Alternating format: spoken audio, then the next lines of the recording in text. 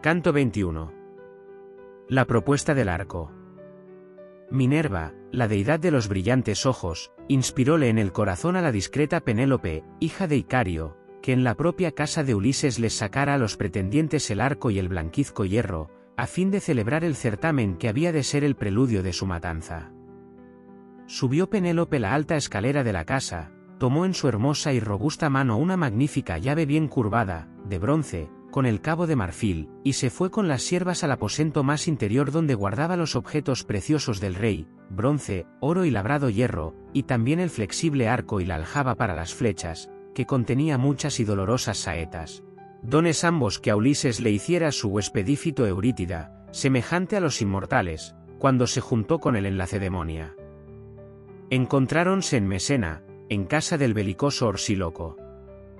Ulises iba a cobrar una deuda de todo el pueblo, pues los mesenios se habían llevado de Ítaca, en naves de muchos bancos, 300 ovejas con sus pastores. Por esta causa Ulises, que aún era joven, emprendió como embajador aquel largo viaje, enviado por su padre y otros ancianos.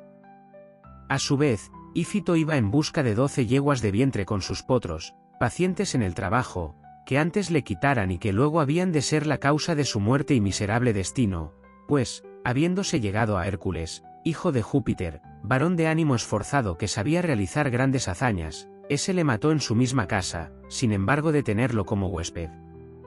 Inicuo. No temió la venganza de los dioses, ni respetó la mesa que le puso él en persona, matóle y retuvo en su palacio las yeguas de fuertes cascos. Cuando Ífito iba, pues, en busca de las mentadas yeguas, se encontró con Ulises y le dio el arco que antiguamente llevara el gran Eurito y que éste legó a su vástago al morir en su excelsa casa, y Ulises, por su parte, regaló a Ífito afilada espada y fornida lanza, presentes que hubieran originado entre ambos cordial amistad.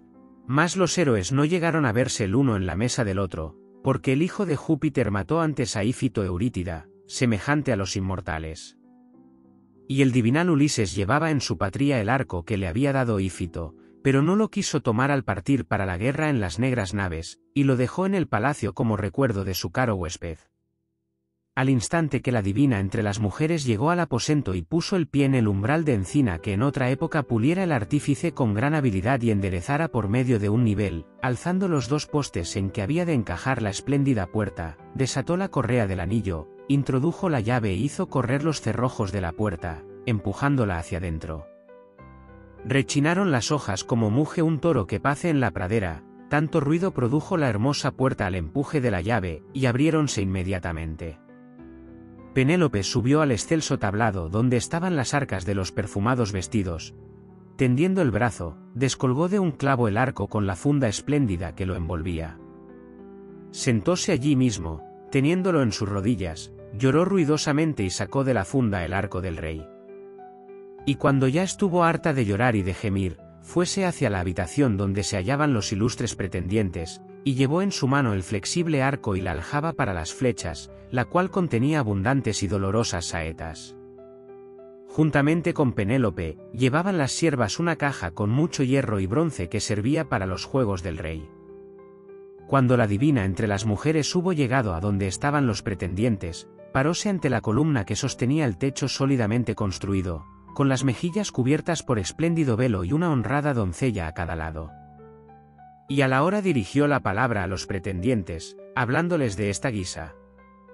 Oídme, mis ilustres pretendientes, los que habéis caído sobre esta casa para comer y beber de continuo durante la prolongada ausencia de mi esposo, sin poder hallar otra excusa que la intención de casaros conmigo y tenerme por mujer.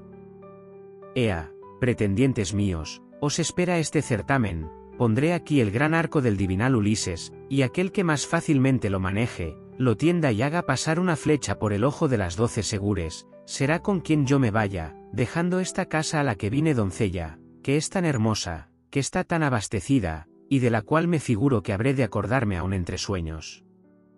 Tales fueron sus palabras, y mandó enseguida a Eumeo, el divinal porquerizo, que ofreciera a los pretendientes el arco y el blanquizco hierro. Eumeo lo recibió llorando y lo puso en tierra, y desde la parte contraria al boyero, al ver el arco de su señor, lloró también. Y Antínoe les increpó, diciéndoles de esta suerte: Rústicos necios, que no pensáis más que en lo del día. ¡Ah, míseros! ¿Por qué, vertiendo lágrimas, conmovéis el ánimo de esta mujer, cuando ya lo tiene sumido en el dolor desde que perdió a su consorte? Comed ahí, en silencio, oídos afuera a llorar, dejando ese pulido arco que ha de ser causa de un certamen fatigoso para los pretendientes, pues creo que nos será difícil armarlo. Que no hay entre todos los que aquí nos encontramos un hombre como fue Ulises. Le vi y del guardo memoria, aunque en aquel tiempo era yo un niño. Así les habló, pero allá dentro en su ánimo tenía esperanzas de armar el arco y hacer pasar la flecha a través del hierro, aunque debía gustar antes que nadie la saeta despedida por mano de Ulises, a quien estaba ultrajando en su palacio y aún incitaba a sus compañeros a que también lo hiciesen. Mas el esforzado y divinal Telémaco les dirigió la palabra y les dijo: «¡Oh dioses! En verdad que Júpiter Saturnio me ha vuelto el juicio. Díceme mi madre querida, siendo tan discreta, que se irá con otro y saldrá de esta casa, y yo me río y me deleito con ánimo insensato. Ea, pretendientes, ya que os espera este certamen por una mujer que no tiene par en el país aqueo, ni en la Sacra Pilos, ni en Argos, ni en Micenas, ni en la misma Ítaca, ni en el obscuro continente, como vosotros mismos lo sabéis. ¿Qué necesidad tengo de alabar a mi madre? Ea, pues, no difiráis la lucha con pretextos y no tardéis en hacer la prueba de armar el arco, para que os veamos. También yo lo intentaré, y si logro armarlo y hacer pasar la flecha a través del hierro, mi veneranda madre no me dará el disgusto de irse con otro y abandonar el palacio, pues me dejaría en él, cuando ya pudiera alcanzar la victoria en los hermosos juegos de mi padre». Dijo, y, poniéndose en pie, se quitó el purpúreo manto y descolgó de su hombro la aguda espada. Acto continuo comenzó por hincar las segures, abriendo para todas un gran surco, alineándolas a cordel, y poniendo tierra a entrambos lados. Todos se quedaron sorprendidos al notar con qué buen orden las colocaba, sin haber visto nunca aquel juego. De seguida fuese al umbral y probó a tender el arco. 3 veces lo movió, con el deseo de armarlo, y 3 veces hubo de desistir de su propósito, aunque sin perder la esperanza de tirar de la cuerda y hacer pasar la flecha a través del hierro. Y lo hubiese armado, tirando con gran fuerza por la 4ª vez, pero Ulises se lo prohibió con una seña y le contuvo en su deseo. Entonces habló de esta manera el esforzado y divinal Telémaco: «Oh dioses, o tengo que ser en adelante ruin y menguado, o soy aún demasiado joven y no puedo confiar en mis brazos para rechazar a quien me ultraje. Mas, ea, probad el arco vosotros, que me superáis en fuerzas, y acabemos el certamen». Diciendo así, puso el arco en el suelo, arrimándolo a las tablas de la puerta que estaban sólidamente unidas y bien pulimentadas, dejó la veloz saeta apoyada en el hermoso anillo, y volvióse al asiento que antes ocupaba. Y Antínoo hijo de Eupites, les habló de esta manera: «Levantaos consecutivamente, compañeros, empezando por la derecha del lugar donde se escancia el vino». De tal modo se expresó Antínoo y a todos les plugo cuanto dijo. Levantóse el primero Liodes, hijo de Enope, el cual era el arúspice de los pretendientes y acostumbraba sentarse en lo más hondo, al lado de la magnífica crátera, siendo el único que aborrecía las iniquidades y que se indignaba contra los demás pretendientes. Tal fue quien primero tomó el arco y la veloz flecha. Enseguida se encaminó al umbral y probó el arco, mas no pudo tenderlo, que antes se le fatigaron, con tanto tirar, sus manos blandas y no encallecidas. Y al momento hablóles así a los demás pretendientes: «Amigos, yo no puedo armarlo, tómelo otro. Este arco privará del ánimo y de la vida a muchos príncipes, porque es preferible la muerte a vivir sin realizar el propósito que nos reúne aquí continuamente y que nos hace aguardar día tras día. Ahora cada cual espera en su alma que se le cumplirá el deseo de casarse con Penélope, la esposa de Ulises, mas, tan pronto como vea y pruebe el arco, ya puede dedicarse a pretender a otra Aquiva, de hermoso peplo, solicitándola con regalos de boda, y luego se casará aquella con quien le haga más presentes y venga designado por el destino». Dichas estas palabras, apartó de sí el arco, arrimándolo a las tablas de la puerta, que estaban sólidamente unidas y bien pulimentadas, dejó la veloz saeta apoyada en el hermoso anillo, y volvióse al asiento que antes ocupaba. Y Antínoo le increpó, diciéndole de esta suerte: «Liodes, ¿qué palabras tan graves y molestas se te escaparon del cerco de los dientes?» Me indigné al oírlas. «Dices que este arco privará del ánimo y de la vida a los príncipes, tan solo porque no puedes armarlo. No te parió tu madre veneranda para que entendieses en manejar el arco y las saetas, pero verás cómo lo tienden muy pronto otros ilustres pretendientes». Así le dijo, y al punto dio al cabrero Melantio la siguiente orden: «Ve, Melantio, enciende fuego en la sala, coloca junto al hogar un sillón con una pelleja, y trae una gran bola de sebo del que hay en el interior, para que los jóvenes, calentando el arco y untándolo con grasa, probemos de armarlo y terminemos este certamen». Tal fue lo que le mandó. Melantio se puso inmediatamente a encender el fuego infatigable, colocó junto al mismo un sillón con una pelleja y sacó una gran bola de sebo del que había en el interior. Untándolo con sebo y calentándolo en la lumbre, fueron probando el arco todos los jóvenes, mas no consiguieron tenderlo, porque les faltaba gran parte de la fuerza que para ello se requería. Y ya solo quedaban sin probarlo Antínoo y el deiforme Eurímaco, que eran los príncipes entre los pretendientes y a todos superaban por su fuerza.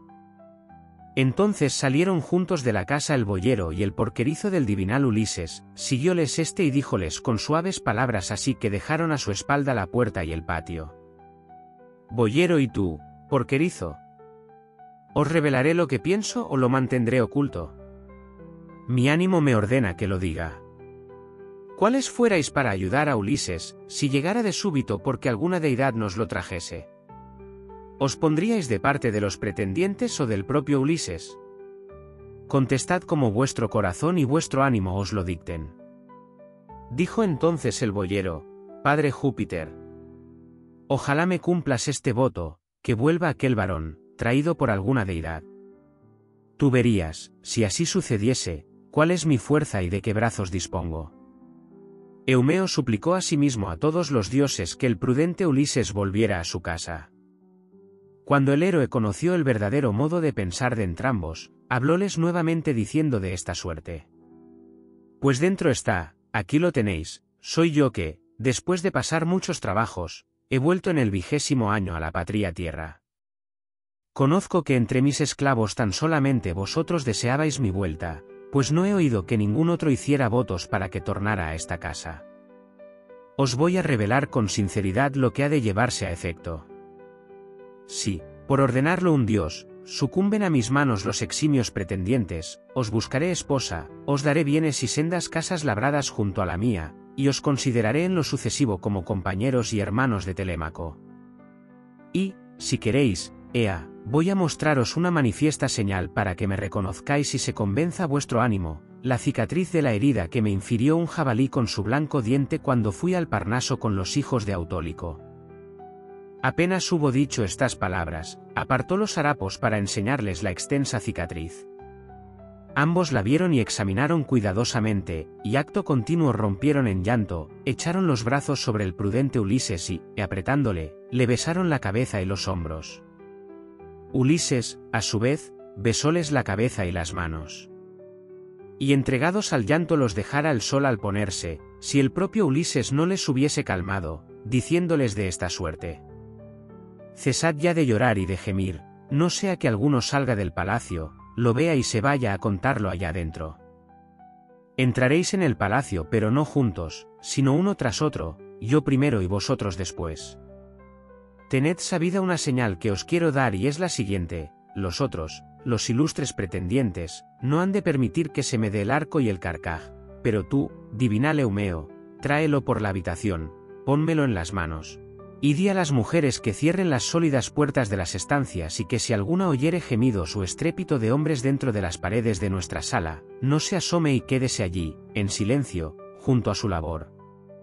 Y a ti, divinal Filetio, te confío las puertas del patio para que las cierres, corriendo el cerrojo que sujetarás mediante un nudo». Hablando así, entróse por el cómodo palacio y fue a sentarse en el mismo sitio que antes ocupaba. Luego penetraron también los dos esclavos del divinal Ulises. Ya Eurímaco manejaba el arco, dándole vueltas y calentándolo, ora por esta, ora por aquella parte, al resplandor del fuego. Mas ni aun así consiguió armarlo, por lo cual, sintiendo gran angustia en su corazón glorioso, suspiró y dijo de esta suerte: «¡Oh dioses! Grande es el pesar que siento por mí y por vosotros todos. Y aunque me afligen las frustradas nupcias, no tanto me lamento por las mismas, pues hay muchas aqueas en la propia Ítaca, rodeada por el mar, y en las restantes ciudades, como por ser nuestras fuerzas de tal modo inferiores a las del divinal Ulises que no podamos tender su arco, vergonzoso será que lleguen a saberlo los venideros». Entonces Antínoo, hijo de Eupites, le habló diciendo: «Eurímaco, no será así, tú mismo lo comprendes. Ahora, mientras se celebra en la población la sacra fiesta del dios, ¿quién lograría tender el arco? Ponedlo en tierra tranquilamente y permanezcan clavadas todas las segures, pues no creo que se las lleve ninguno de los que frecuentan el palacio de Ulises la Artiada. Mas, ea, comience el escanciador a repartir las copas para que hagamos la libación, y dejemos ya el corvo arco. Y ordenad al cabrero Melantio que al romper el día se venga con algunas cabras, las mejores de todos sus rebaños, a fin de que, en ofreciendo los muslos a Apolo, célebre por su arco, probemos de armar el de Ulises y terminemos este certamen». De tal suerte se expresó Antínoo y a todos les plugo lo que proponía. Los heraldos diéronles aguamanos y unos mancebos llenaron las crateras y distribuyeron el vino después de ofrecer en copas las primicias. No bien se hicieron las libaciones y bebió cada uno cuanto deseara, el ingenioso Ulises, meditando engaños, les habló de este modo: «Oídme, pretendientes de la ilustre reina, para que os exponga lo que en mi pecho el ánimo me ordena deciros, y he de rogárselo en particular a Eurímaco y al deiforme Antínoo que ha pronunciado estas oportunas palabras: dejad por ahora el arco y atended a los dioses, y mañana algún numen dará bríos a quien le plazca. Ea, entregadme el pulido arco y probaré con vosotros mis brazos y mi fuerza, si por ventura hay en mis flexibles miembros el mismo vigor que anteriormente o ya se lo hicieron perder la vida errante y la carencia de cuidados». Así dijo. Todos sintieron gran indignación, temiendo que armase el pulido arco. Y Antínoo le increpó, hablándole de esta manera: «Oh, el más miserable de los huéspedes. Tú no tienes ni sombra de juicio. ¿No te basta estar sentado tranquilamente en el festín con nosotros, los ilustres, sin que se te prive de ninguna de las cosas del banquete, y escuchar nuestras palabras y conversaciones que no oye huésped ni mendigo alguno? Sin duda te trastorna el dulce vino, que suele perjudicar a quien lo bebe ávida y descomedidamente. El vino dañó al ínclito centauro Euritión cuando fue al país de los Lapitas y se halló en el palacio del magnánimo Pirito. Tan luego como tuvo la razón ofuscada por el vino, enloqueciendo, llevó al cabo perversas acciones en la morada de Pirito. Los héroes, poseídos de dolor, arrojáronse sobre él, arrastrándolo hacia la puerta, le cortaron con el cruel bronce orejas y narices, y así se fue, con la inteligencia perturbada y sufriendo el castigo de su falta con ánimo demente. Tal origen tuvo la contienda de los centauros con los hombres, mas aquel fue quien primero se atrajo el infortunio por haberse llenado de vino. De semejante modo, te anuncio a ti una gran desgracia si llegares a tender el arco, pues no habrá quien te defienda en este pueblo, y pronto te enviaremos en negra nave al rey Equeto, plaga de todos los mortales, del cual no has de escapar sano y salvo. Bebe, pues, tranquilamente y no compitas con hombres que son más jóvenes». Entonces la discreta Penélope le habló diciendo: «Antínoo, no es decoroso ni justo que se ultraje a los huéspedes de Telémaco, sean cuales fueren los que vengan a este palacio. ¿Por ventura crees que si el huésped, confiando en sus manos y en su fuerza, tendiese el grande arco de Ulises, me llevaría a su casa para tenerme por mujer propia? Ni él mismo concibió en su pecho tal esperanza, ni por su causa ha de comer ninguno de vosotros con el ánimo triste, pues esto no se puede pensar razonablemente». Respondióle Eurímaco, hijo de Pólibo, hija de Icario: «Discreta Penélope, no creemos que éste se te haya de llevar, ni el pensarlo fuera razonable, pero nos da vergüenza el dicho de los hombres y de las mujeres, no sea que exclame alguna que o peor que nosotros, hombres muy inferiores pretenden la esposa de un varón excelente y no pueden armar el pulido arco, mientras que un mendigo que llegó errante, tendiólo con facilidad e hizo pasar la flecha a través del hierro. Así dirán, cubriéndonos de oprobio. Repuso entonces la discreta Penélope, Eurímaco. No es posible que en el pueblo gocen de buena fama quienes injurian a un varón principal, devorándolo de su casa. ¿Por qué os hacéis merecedores de estos oprobios? El huésped es alto y vigoroso, y se precia de tener por padre a un hombre de buen linaje. Ea, entregadle el pulido arco y veamos. Lo que voy a decir se llevará a cumplimiento, si tendiere el arco, por concederle a Apolo esta gloria, le pondré un manto y una túnica, vestidos magníficos, le regalaré un agudo dardo, para que se defienda de los hombres y de los perros, y también una espada de doble filo, le daré sandalias para los pies y le enviaré a donde su corazón y su ánimo deseen. Respondióle el prudente Telémaco, madre mía, ninguno de los aqueos tiene poder superior al mío para dar o rehusar el arco a quien me plega, entre cuantos mandan en la áspera Ítaca o en las islas cercanas a la Elide, tierra fértil de caballos. Por consiguiente, ninguno de estos podría forzarme, oponiéndose a mi voluntad, si quisiera dar de una vez este arco al huésped aunque fuese para que se lo llevara. Vuelve a tu habitación, ocúpate en las labores que te son propias, el telar y la rueca, y ordena a las esclavas que se apliquen al trabajo, y del arco nos cuidaremos los hombres y principalmente yo, cuyo es el mando en esta casa. Asombrada se fue Penélope a su habitación, poniendo en su ánimo las discretas palabras de su hijo.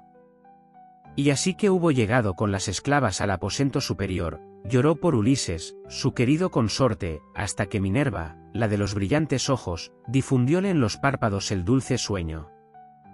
En tanto, el divinal porquerizo tomó el corvo arco para llevárselo al huésped, mas todos los pretendientes empezaron a increparle dentro de la sala, y uno de aquellos jóvenes soberbios le habló de esta manera.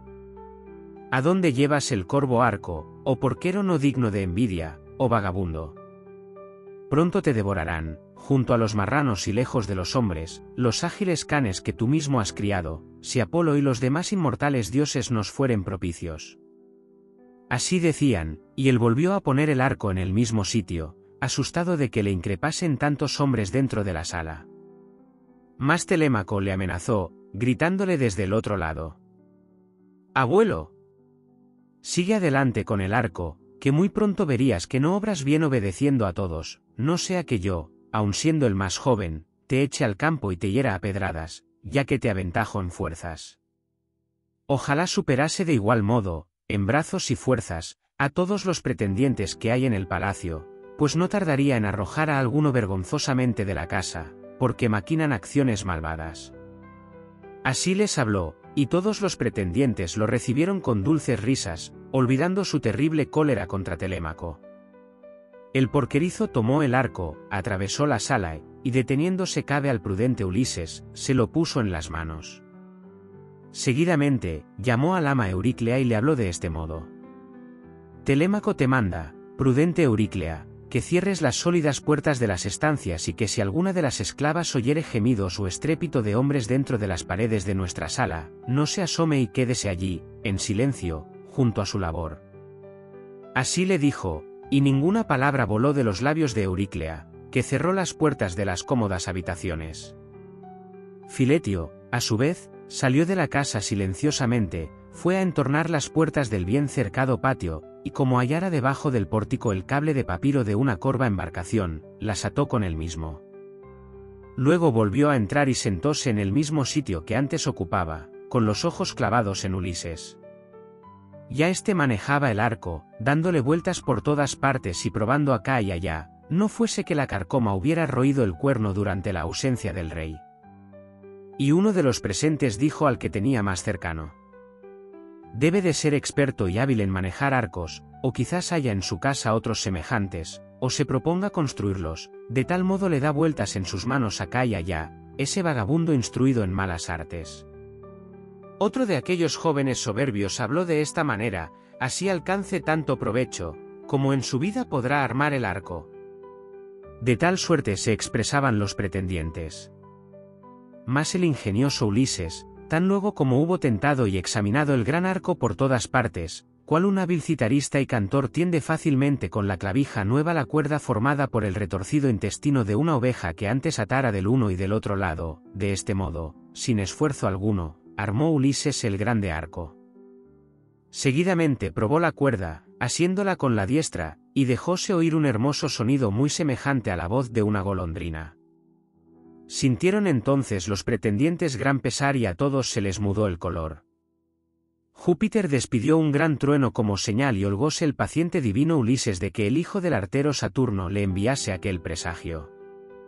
Tomó el héroe una veloz flecha que estaba encima de la mesa, porque las otras se hallaban dentro de la hueca aljaba, aunque muy pronto habían de gustarlas los aqueos. Y acomodándola al arco, tiró a la vez de la cuerda y de las barbas, allí mismo, sentado en la silla, apuntó al blanco, despidió la saeta y no erró a ninguna de las segures, desde el primer agujero hasta el último, la flecha, que el bronce hacía ponderosa, las atravesó todas y salió afuera. Después de lo cual dijo a Telémaco: Telémaco, no te afrenta el huésped que está en tu palacio, ni erre el blanco, ni me costó gran fatiga armar el arco, mis fuerzas están íntegras todavía, no cual los pretendientes, menospreciándome, me lo echaban a la cara. Pero ya es hora de aprestar la cena a los aqueos, mientras hay luz, para que después se deleiten de otro modo, con el canto y la cítara, que son los ornamentos del banquete. Dijo, e hizo con las cejas una señal. Y Telémaco, el caro hijo del divinal Ulises, ciñó la aguda espada, asió su lanza y, armado de reluciente bronce, se puso en pie al lado de la silla, junto a su padre.